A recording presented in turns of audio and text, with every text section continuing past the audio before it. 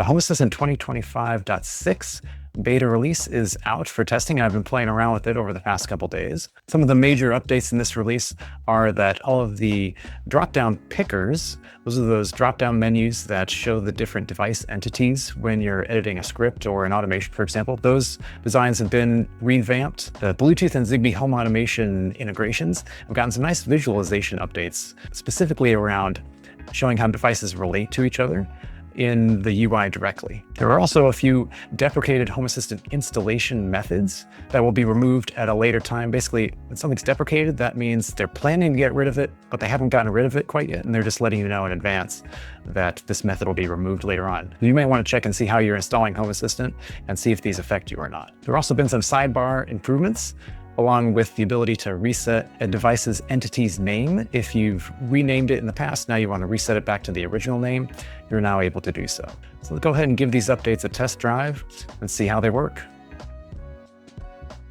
One of the first things that changed with the new Home Assistant release is that the quote-unquote pickers, or all the drop-downs that you use to select devices or other automations, have gotten a visual upgrade, and they now offer a better search box. So for example, I'm over here on an older Home Assistant release.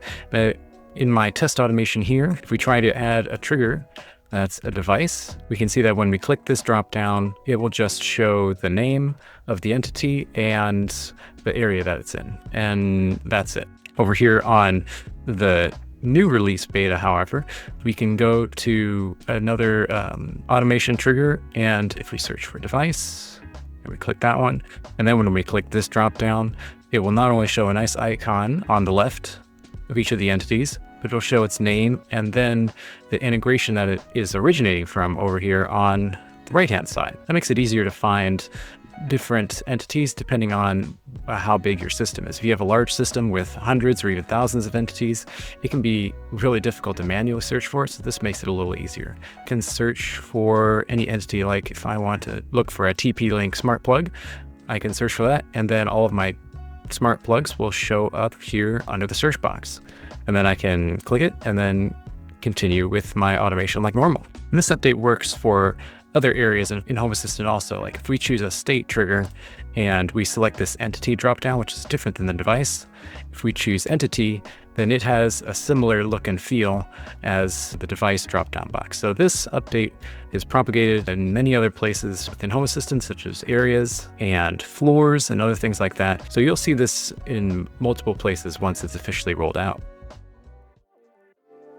Another update that they made to Home Assistant is that the Bluetooth capabilities have gotten an upgrade in the visualization department. So in prior releases, the Bluetooth integration was missing a visualization option.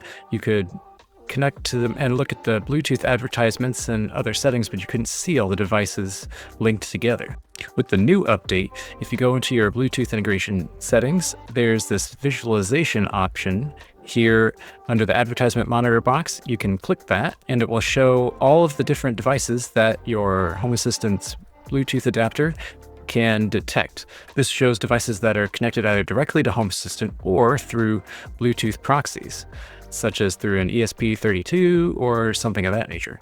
And so there's a few buttons over here on the right-hand side that let you toggle off the settings for physics. So now it's just one big graph that moves around. So we can zoom in and see the connection between the Home Assistant Bluetooth adapter that I have installed and to one of my neighbor's fridges. And we can also drag this around if we don't like the placement, but generally I leave that alone because Home Assistant's smart enough to know how many devices there are and then put them in a nice pretty graph. But that's a nice visualization upgrade compared to the old way where you kind of didn't see anything, you just kind of hoped it was out there. This will give us better insight into our Bluetooth network for anything that's connected to Home Assistant.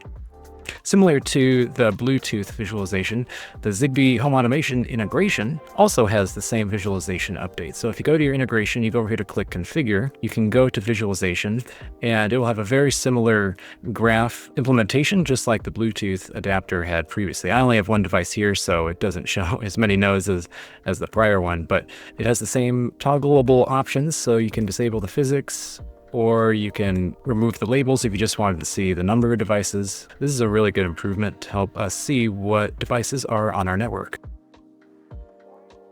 In the prior release back in April, they introduced a new experimental areas dashboard. This is kind of like an auto-generating dashboard depending on the areas you have. And so they've made some updates to this feature. I haven't actually used this feature, but they added a new actions section that makes it easier to find certain automations in different areas, along with renaming one of the sections. If you use this feature, let me know in the comments what you think of it. I haven't moved my dashboards over to it yet, but after this release, I think I might start moving my dashboards over to using the new areas dashboard based on each of the rooms in my home instead of manually configuring things.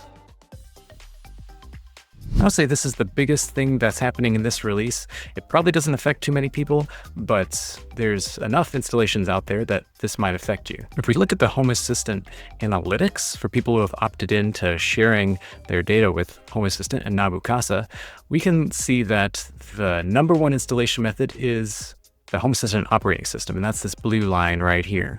We can see that a large portion of the Home Assistant installations use the operating system. It looks to be around 75 to 80% of installations use the Home Assistant OS. The next largest installation method is just a raw container image, and that looks to be around 10 to 15% of Home Assistant installations. And then everything else down here, these yellow and gray lines, those are the Home Assistant core and supervised installation methods. These two methods down here at the bottom are officially deprecated as of this next release. They're also deprecating 32-bit systems.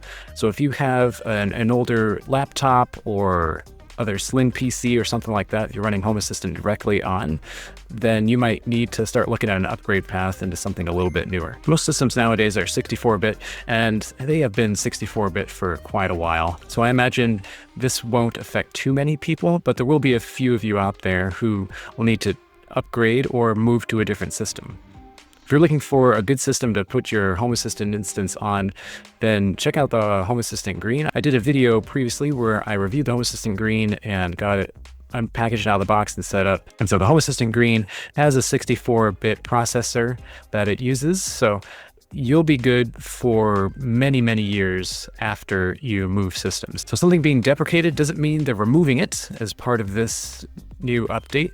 It just means they're letting you know in advance that they will be removing it in the near future. They will be dropping support for these two methods and 32-bit architectures in Home Assistant 2025.12. So it will be supported for the rest of 2025, and then all releases after that will have support removed. You still might be able to install it on those systems, but Home Assistant won't have any support for you if you run into issues. So it would just be better to get off those systems sooner rather than later.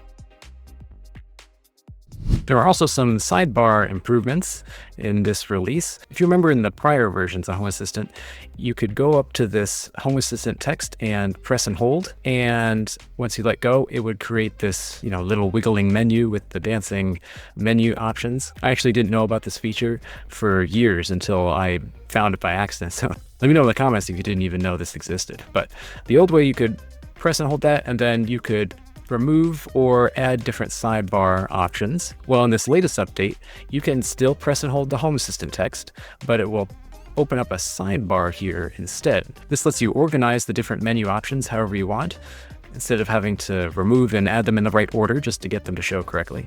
You can also click the little eyeball, and that'll hide it from the main menu. So if we wanted to just hide everything except the map, and click save, we would then only see the map and the sidebar. This just warns you that it'll change the sidebar for all the devices that your user account is logged into. And so if you needed a separate sidebar per device, then you'd need a different user. That's all it's warning you. For most people, they probably won't need to do this. If you have like a wall tablet or something, you might need to change it for that other user also.